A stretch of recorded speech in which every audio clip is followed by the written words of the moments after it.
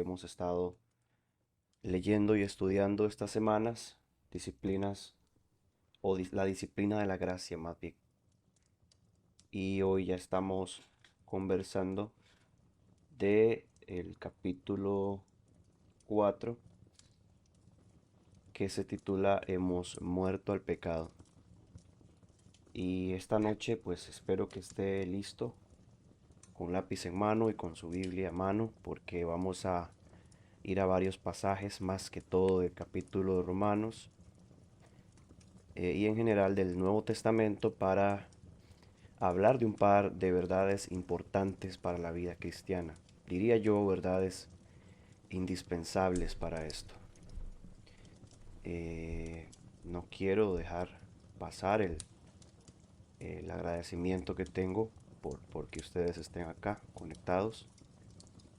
Recuerden que estamos grabando estas sesiones, todas ellas están subiendo a YouTube principalmente. Si no hay algún problema de copyright, el video estará ahí disponible. Y si no hay otras plataformas este, alternativas como Spotify y otro link para que ustedes puedan escuchar, aparte de los mensajes que ya tenemos ahí, los que vamos sacando cada semana del análisis de este libro.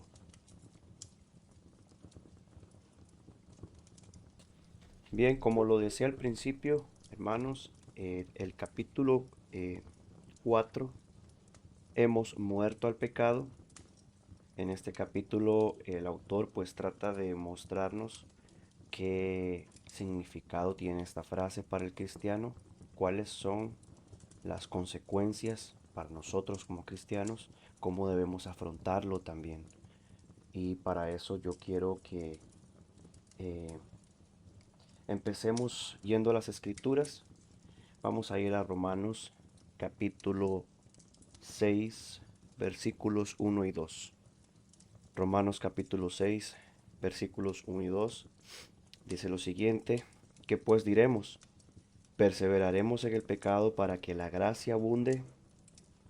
En ninguna manera, porque los que hemos muerto al pecado, ¿cómo viviremos aún en él?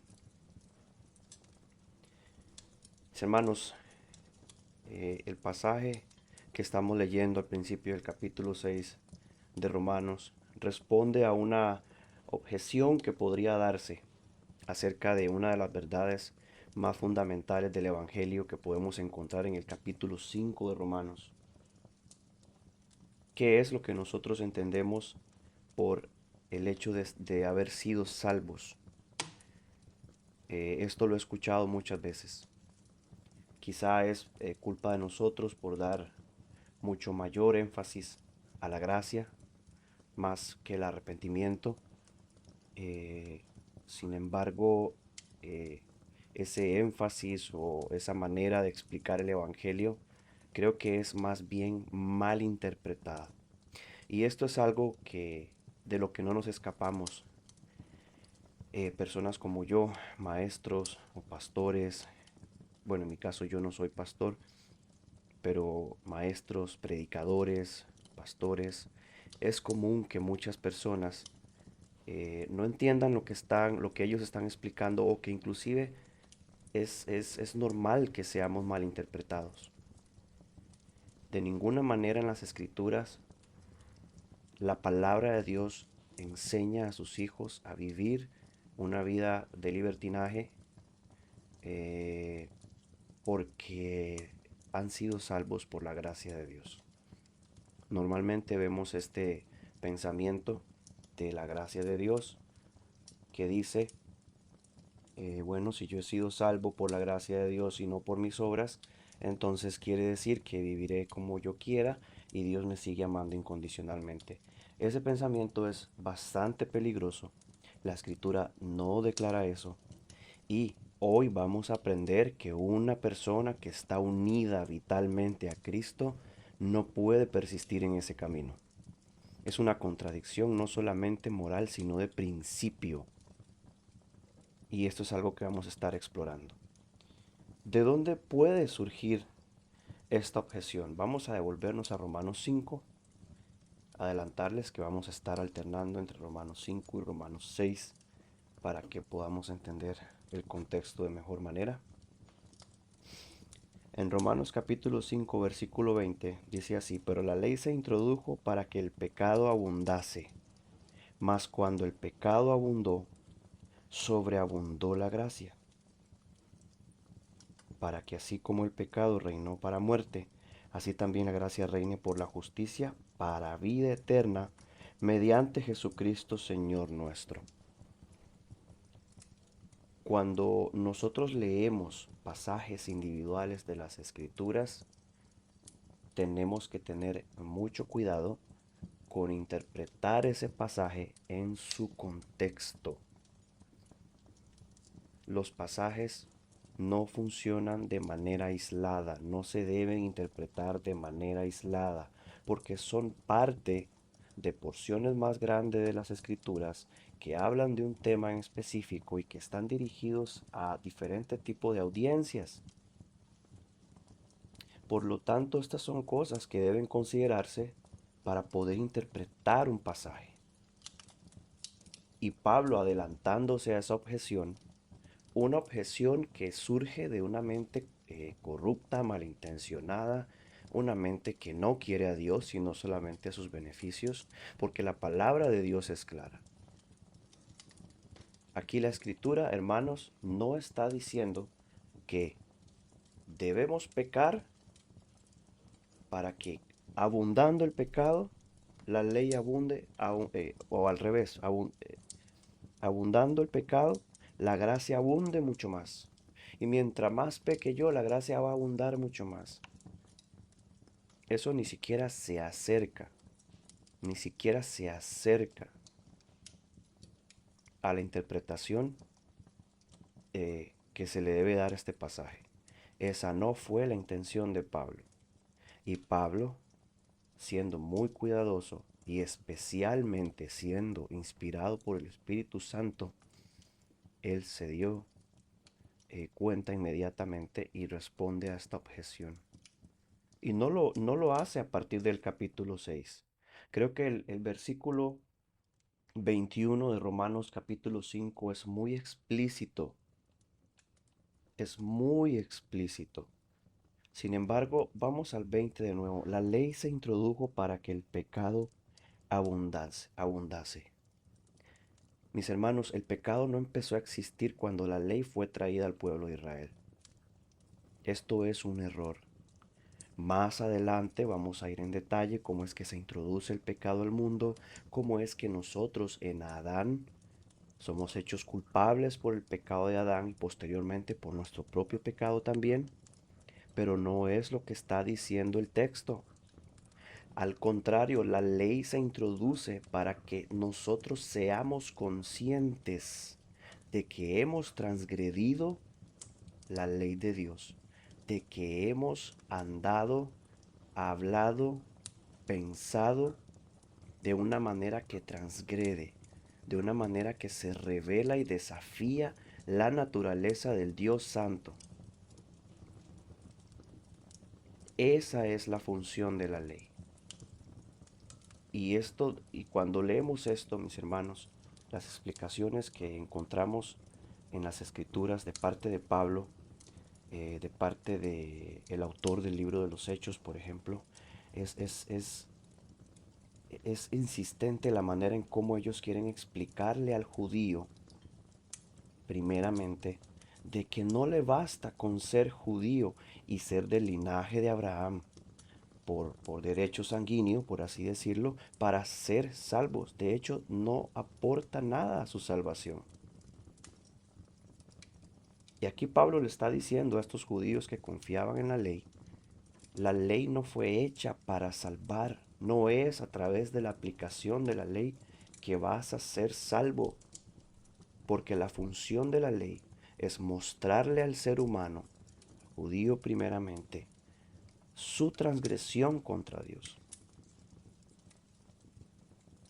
Y una vez que hemos sido conscientes de ese pecado, el Espíritu Santo en el Antiguo Testamento, la palabra de Dios nos enseña que Él es el quien convence de pecado a la persona sin Cristo. Y cuando somos conscientes de ese pecado en el que hemos caído,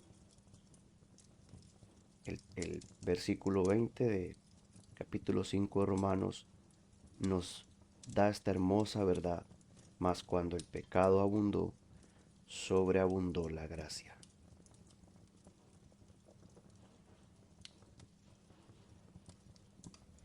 No importa la gravedad del pecado. Si crees en Cristo, su gracia sobrepasa con creces, su gracia es mayor que todos los pecados que una persona haya cometido. Su sacrificio, como lo explica el libro de Hebreos, es suficiente. Este pasaje está diciendo, o más bien dándonos una luz, dándonos esperanza a todos aquellos que confiamos en Cristo. Sí, eres consciente del pecado.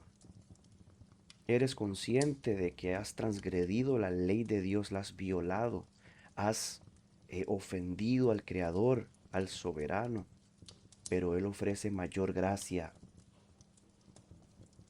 Y una vez entendido eso, mis hermanos, el verso 21 de el capítulo 5 de Romanos dice, o sea, hay un propósito, para así como el pecado reinó para muerte, es decir, estando bajo el dominio del pecado, así también la gracia reine por la justicia para vida eterna mediante Jesucristo, Señor nuestro. El propósito de que la gracia de Dios sobreabunde, mis hermanos, no es para que nosotros nos quedemos bajo el castigo y bajo el dominio del pecado.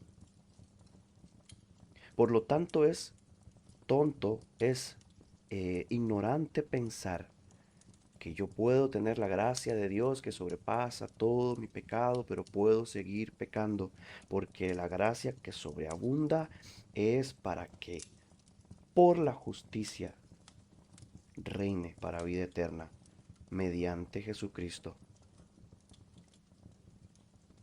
Y vean cómo empieza diciendo el capítulo 6, ¿qué pues diremos? Dice Pablo, perseveraremos en el pecado para que la gracia abunde.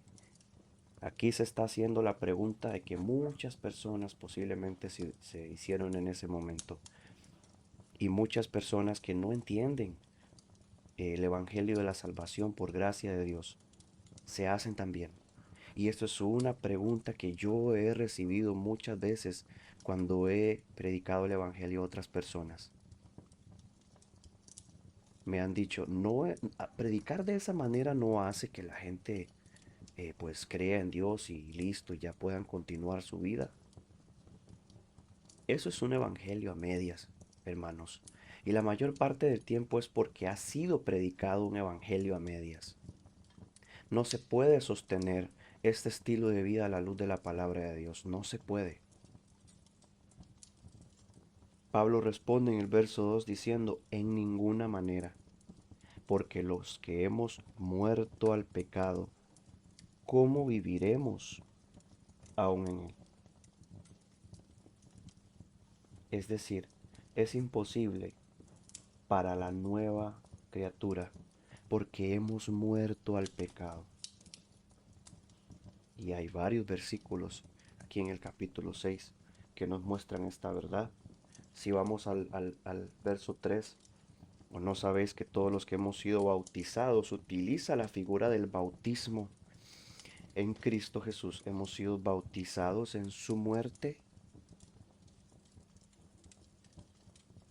Luego vemos el 4, porque somos sepultados juntamente con Él para muerte por el bautismo, a fin de que como Cristo resucitó de los muertos por la gloria del Padre, así también nosotros andemos en vida nueva. Porque si fuimos plantados juntamente con Él en semejanza de su muerte, así también lo seremos en la de su resurrección. Sabiendo esto, que nuestro viejo hombre fue crucificado juntamente con Él, para que el cuerpo del pecado sea destruido, a fin de que no sirvamos más al pecado. Terminamos con el verso 8, y si morimos con Cristo, creemos que también viviremos con Él. el énfasis en este pasaje es sumamente claro y utiliza la figura del bautismo para hacernos entender mejor este concepto. ¿Qué significa que nosotros hemos sido unidos con Cristo en su muerte? ¿Cuál es este concepto que está tratando de introducir Pablo acá? Vean que la figura del bautismo, como todos nosotros este, entendemos, cuando somos bautizados por inmersión, estamos en esa inmersión simbolizando de que nosotros nos identificamos con la muerte de Cristo, siendo sepultados dentro de las aguas, de manera simbólica, siendo sepultados con Cristo, como dice ahí, para muerte, a fin de que, como Cristo resucitó de los muertos por la gloria del Padre, así también nosotros andemos en vida nueva. Cuando salimos de las aguas del bautismo, representa esa vida nueva que ha nacido, esa unión vital con Cristo que ahora nos da vida nueva. Quiero que volvamos a Romanos capítulo 5, versículo 2 en adelante, para que nosotros podamos entender un poco de esta unión que tenemos con Cristo. Dice el verso 12 del capítulo 5: por tanto, como el pecado entró en el mundo por un hombre, y por el pecado la muerte, así la muerte pasó a todos los hombres, por cuantos todos pecaron.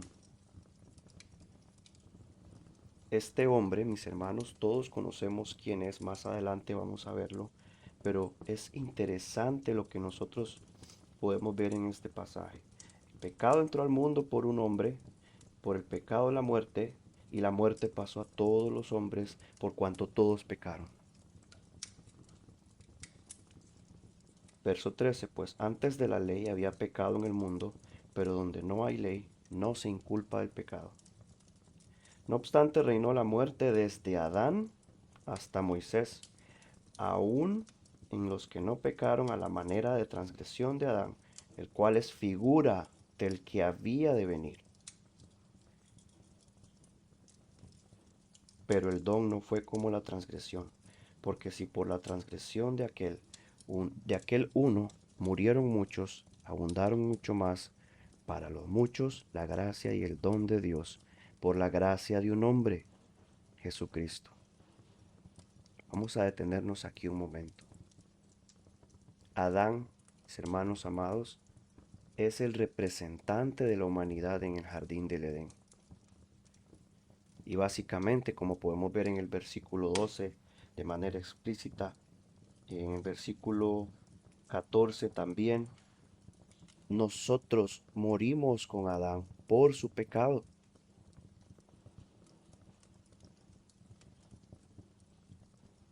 Por eso este pasaje está explicando que este Adán es la figura del que había de venir. Este segundo Adán, que es también descrito en las Escrituras, este Adán que también fue tentado eh, en peores condiciones, puedo decirlo yo, pero que salió victorioso. Pero este segundo Adán, mis hermanos, vivió una vida perfecta. Este segundo Adán trajo la vida eterna a todos los que creen en él. Y así como el primer Adán representó a la humanidad completa y toda la humanidad se encuentra culpable por el pecado de Adán, así también todos los que creen en Cristo Jesús son trasladados a su reino por la fe y son declarados justos por la representación de Jesucristo. Él es quien nos está representando en la cruz. No solamente nos está sustituyendo, sino que está representándonos como si hubiésemos muerto nosotros.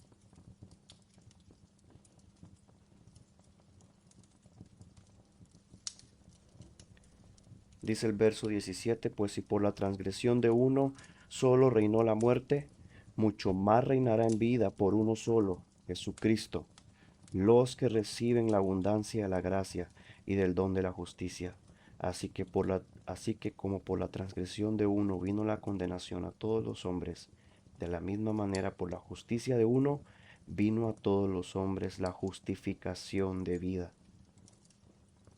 Porque así como por la desobediencia de un hombre los muchos fueron constituidos pecadores, así también por la obediencia de uno los muchos serán constituidos justos.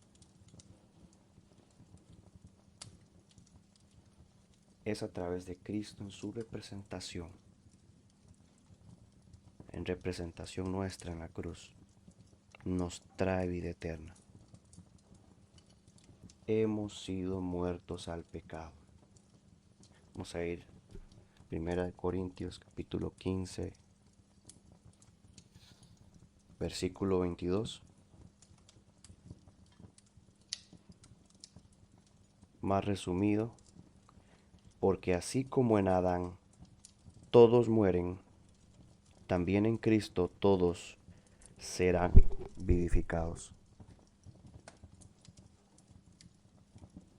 Debemos entender bien este pasaje, mis hermanos.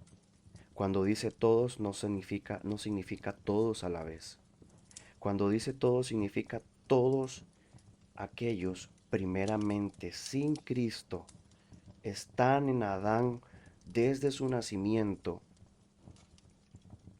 porque Adán como representante en su pecado y en su transgresión nos transfiere a nosotros la culpa de ese pecado. Somos culpables en Adán. Así también todos los que creen en Cristo serán vivificados.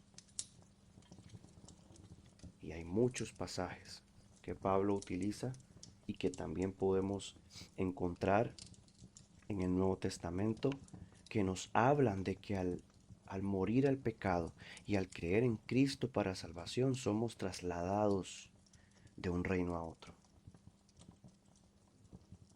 Esta capacidad representativa hace que el pecado de Adán sea nuestro pecado. Y aquí podrán venir muchas objeciones, que por qué Dios escogió a Adán, por qué Dios, si sabía que Adán iba a pecar, que le iba a traicionar, de igual manera lo escogió. Y esto es un pensamiento pecaminoso, porque pone en tela de duda la sabiduría de Dios, la soberanía de Dios. Dios escogió lo mejor que podía escoger para representarnos en el jardín del Edén. Y eso es algo que no podemos objetar, hermanos.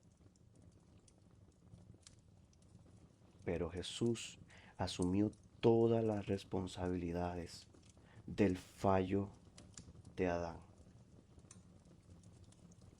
Por eso quiero leerles una porción del libro que me pareció muy importante que nosotros podamos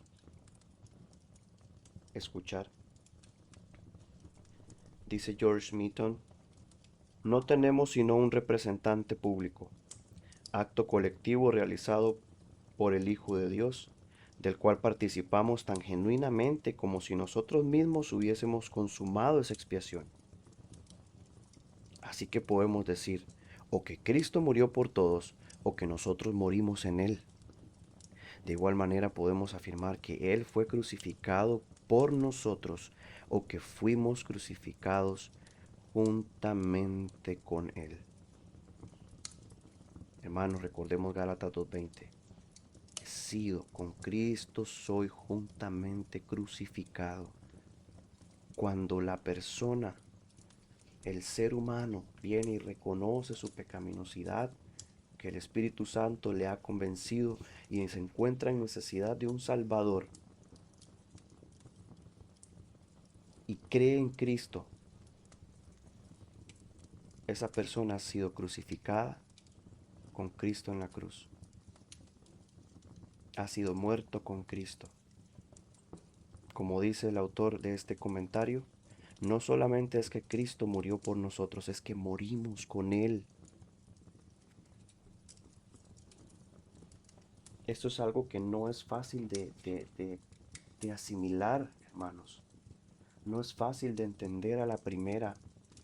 Estos pasajes deben ser leídos, deben ser estudiados a profundidad. El ser muertos al pecado no es lo mismo que estar muertos en pecado. Estar muertos en pecados, mis hermanos, como lo declara Efesios capítulo 2, muertos en delitos y pecados. Primero que tenemos que entender es que la palabra muerte en la escritura nunca significa inexistencia. Cuando nosotros hablamos de la palabra muerte, como en el caso de Efesios, eso significa separación. Muertos en delitos y pecados quiere decir que el hombre natural, el hombre que no es salvo, el no creyente, se encuentra separado de Dios por su pecado. Esto es lo que significa estar muertos en delitos y pecados. Pero estar muerto al pecado es distinto. Aquí estamos hablando una separación del reino del pecado. Ya no estamos más unidos al pecado, no estamos más bajo su poder condenatorio, su castigo, ni tampoco bajo su dominio.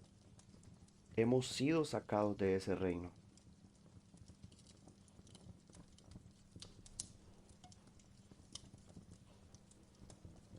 Es por esto, hermanos, que a pesar de que podemos caer en muchas tentaciones, a pesar de que podemos fallar constantemente, fallamos todos los días, no es lo mismo a tener una disposición fija a pecar. Y yo creo que la palabra perseverar nos da un contexto más amplio. No es lo mismo pecar ocasionalmente de comisión o omisión, venir delante de Dios a confesar nuestro pecado, tratar de enmendar nuestro error, depender del Espíritu Santo para corregir nuestra vida y ser hechos a imagen de Cristo, a perseverar, es decir, vivir con una disposición fija en el pecado. En Gálatas capítulo 5 podemos encontrar este contraste en donde Pablo describe las obras de la carne, que es esta persona que siempre está en disposición de pecar, esta persona que piensa en pecar día y de noche, que lo planea, que lo ejecuta, que ni siquiera lo evita, y después contrasta con el fruto que da el Espíritu Santo que habita en el creyente. No es lo mismo, no es lo mismo, hermanos. Por eso Pablo inicia diciendo, perseveraremos en el pecado para que la gracia abunde en ninguna manera, en ninguna manera. Por eso quiero explicar este otro término que se encuentra también aquí mismo en este pasaje, que es esa unión vital con Cristo. Porque no solamente somos muertos en Él. Ahí no se acaba la historia, mis hermanos. Veamos la figura del bautismo. Porque somos sepultados juntamente con Él para muerte por el bautismo, dice el verso 4, a fin de que como Cristo resucitó de los muertos por la gloria del Padre, así también nosotros andemos en vida nueva. Saltemos al verso 11. Así también vosotros considerados muertos al pecado, es decir, separación. Separación. No solamente hemos sido declarados justos delante de Dios y somos vistos justos por Dios, sino que hemos sido separados, hemos sido santificados, separados del pecado. Leo el pasaje nuevamente. Así también vosotros, considerados muertos al pecado, pero no llega hasta ahí. No llega hasta ahí. En este pasaje podemos encontrar esta unión primero representativa con Cristo, que es aquel quien nos representa, valga la redundancia, en la cruz. pero también podemos encontrar esta unión vital, pero vivos para Dios en Cristo Jesús, Señor nuestro.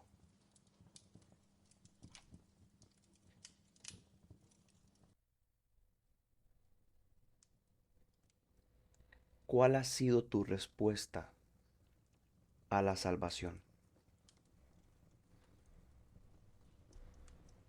¿Cómo ha cambiado tu vida la salvación? ¿Cómo ha impactado el Evangelio a tu vida? Es importante que meditemos en esto. Es importante que nos examinemos y pensemos, ¿estoy perseverando en el pecado? ¿O de verdad estoy viviendo, como dice el pasaje, vivos para Dios, en Cristo Jesús, Señor nuestro? Hace algunos años leí un pequeño escrito de Arthur Pink que se titulaba ¿Es Cristo tu Señor? Y en ese pequeño tratado, este hermano trata, lucha con el concepto de señorío de Cristo, de que Cristo no solamente puede ser tu Salvador y nada más, no es un seguro contra incendios, no solamente ofrece salvación, Él es también tu Señor. Y si Cristo, tú crees que Cristo solamente te ha salvado, y así como contratas a alguien para eh, disfrutar de sus servicios por un momento y cuando no le necesitas, el contrato se acaba, así es como muchos cristianos lamentablemente piensan.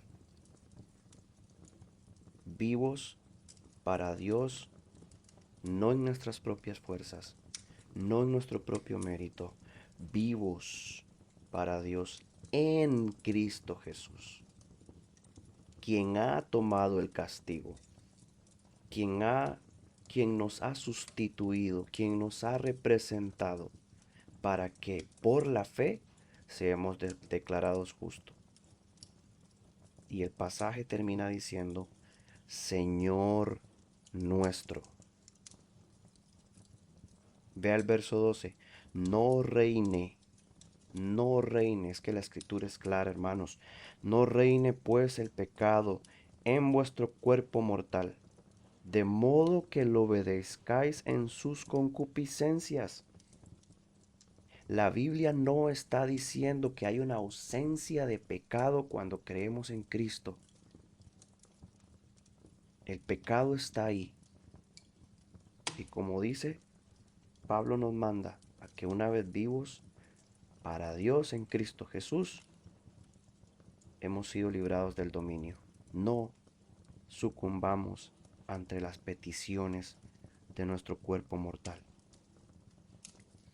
El 13, ni tampoco presentéis vuestros miembros al pecado como instrumentos de iniquidad, sino presentaos vosotros mismos a Dios como vivos de entre los muertos, y vuestros miembros a Dios como instrumentos de justicia, porque el pecado no se enseñoreará de vosotros, pues no estáis bajo la ley, sino bajo la gracia.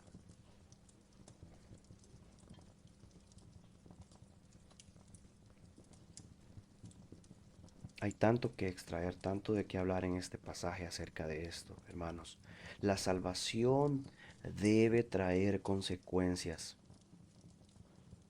La salvación debe traer cambio. Y esto debe entenderse bien. No estoy tratando de decir que como eres salvo debes cambiar, que también es cierto. Debes entender que ya no eres un esclavo. Debes entender que tienes un nuevo principio de vida. Sí, pero mis hermanos, la salvación trae cambios consigo. Es imposible que una persona afirme ser salva y siga siendo la misma.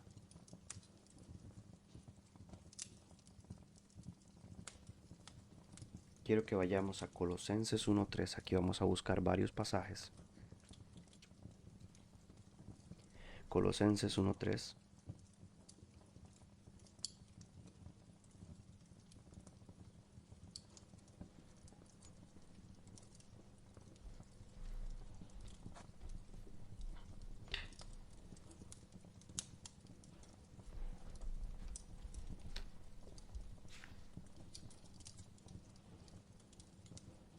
Un momento para ver si este es el pasaje porque creo que me equivoqué.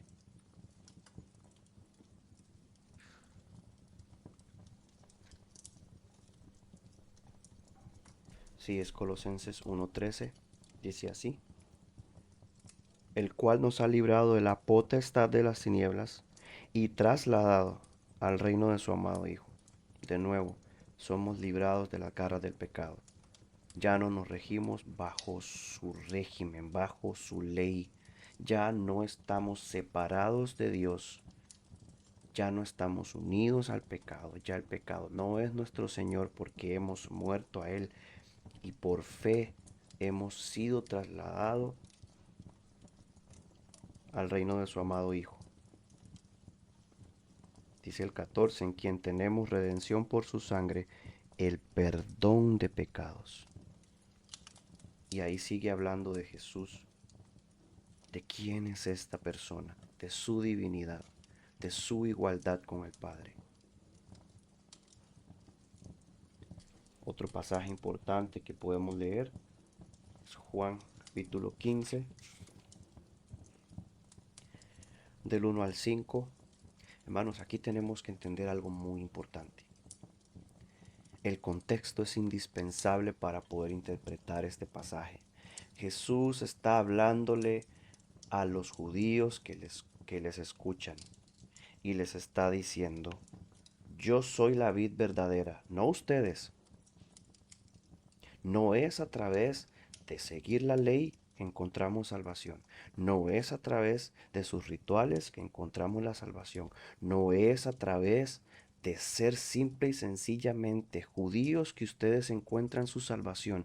Jesús les dice: yo soy la vid verdadera y mi Padre es el labrador. Todo pámpano que en mí no lleva fruto lo quitará, y todo aquel que lleva fruto lo limpiará para que lleve más fruto. Ya vosotros estáis limpios por la palabra que os he hablado, le dice a sus discípulos. Permaneced en mí y yo en vosotros.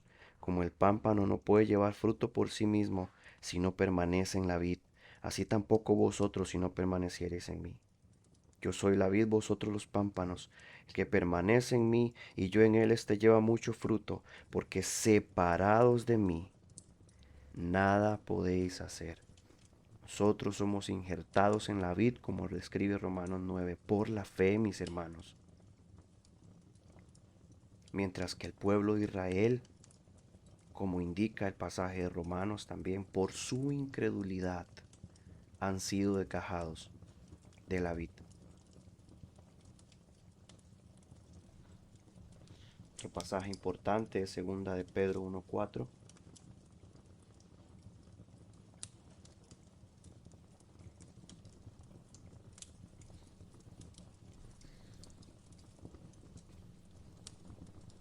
Segunda de Pedro 1:4 dice así: en medio de las cuales nos ha dado preciosas y grandísimas promesas, para que por ellas llegases a ser participantes de la naturaleza divina, habiendo huido de la corrupción que hay en el mundo a causa de la concupiscencia. Sí, hermanos, así es. En nuestra unión vital con Cristo, nosotros somos hechos partícipes de la naturaleza divina. El Espíritu Santo mora en nosotros. El Espíritu Santo ha implantado un nuevo principio de vida.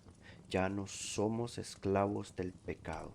Ya no estamos bajo el dominio del pecado. Ya no estamos bajo el poder condenatorio del pecado. Hemos sido muertos al pecado, es decir, separados por la fe, trasladados al reino del Hijo amado. Jesucristo, y se nos ha hecho partícipes de su naturaleza divina. Tenemos vida eterna. Cristo dice, Jesús dijo, vengo a darles vida y vida en abundancia. Esta es la vida abundante. Y por lo tanto, estas son verdades que debemos recordarnos a nosotros mismos todos los días. El ser creyentes no es simplemente un acto de decisión en donde simplemente yo quiero esto y lo leo como un contrato el cual yo puedo modificar y decir yo quiero esto, pero esto no. Tú no estás haciendo un trato con nadie en la salvación. Es Cristo reconciliándote a través de su muerte con el Padre. Esto no es una negociación en donde bilateralmente se llega a un acuerdo entre partes iguales. Aquí no hay igualdad en ningún sentido, mis hermanos. Estábamos muertos en delitos y pecados y Dios trajo salvación por medio de su Hijo.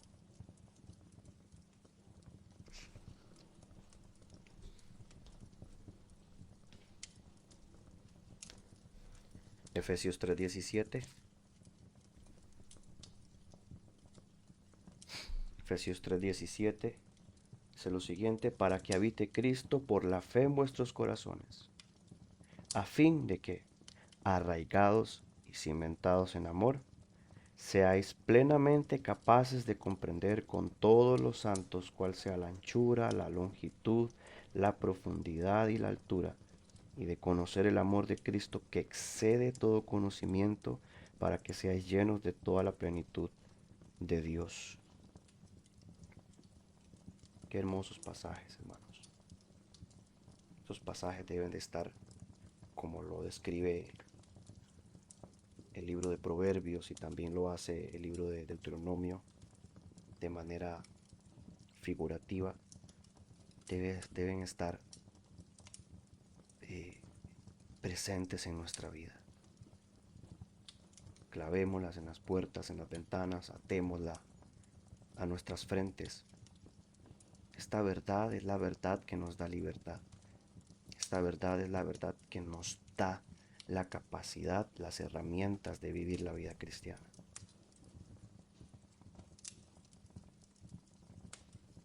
Cerrar, hermanos, quiero leer una porción del libro.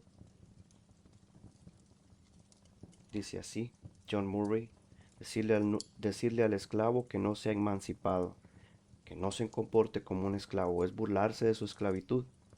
Pero decirle lo mismo al esclavo que ha sido libertado es el llamamiento que se necesita para que disfrute los privilegios y derechos de su liberación.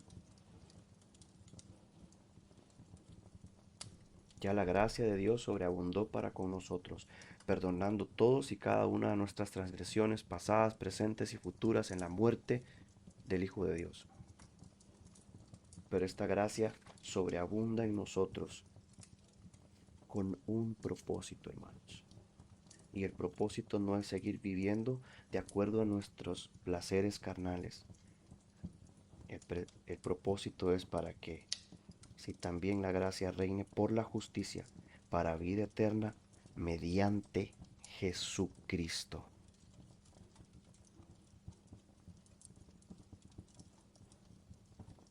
Vamos a orar. Te doy gracias, Señor, por este momento. Gracias por los hermanos que dispusieron su corazón para conectarse esta noche. Para todo aquel que escuche este mensaje, mi Dios, te pido para que tu Espíritu Santo haga su obra en ellos. Gracias por tu palabra que nos muestra la magnitud de tu sacrificio, la magnitud del sacrificio de tu Hijo. Esa palabra nos muestra la manera impresionante en la que somos salvos del poder condenatorio del pecado, somos liberados de sus dominios, pero no nos dejas ahí, nos adoptas y nos traes a tu reino de luz, y nos has dado vida, has vivificado, nos has vivificado espiritualmente, para que ahora vivamos para ti, para que ahora te adoremos, andemos en santidad, seamos conformados a la imagen de tu Hijo, oh Dios. Hemos vuelto a casa. Esperamos y añoramos el día en que por fin seamos transformados de este cuerpo de muerte al cuerpo este glorificado, por medio del cual te adoraremos por la eternidad. Pero ahora danos las fuerzas, Señor, para vivir esta vida cristiana con propósito, entendiendo nuestra posición en Cristo, entendiendo que somos hechos partícipes de naturaleza divina. Ayúdanos a confiar en ti, en quien encontramos las fuerzas para vivir como tú deseas, Señor. Transfórmanos conforme a tu palabra. Transfórmanos con tu Espíritu Santo. Te ruego, Señor, en esta noche, en Cristo Jesús. Amén.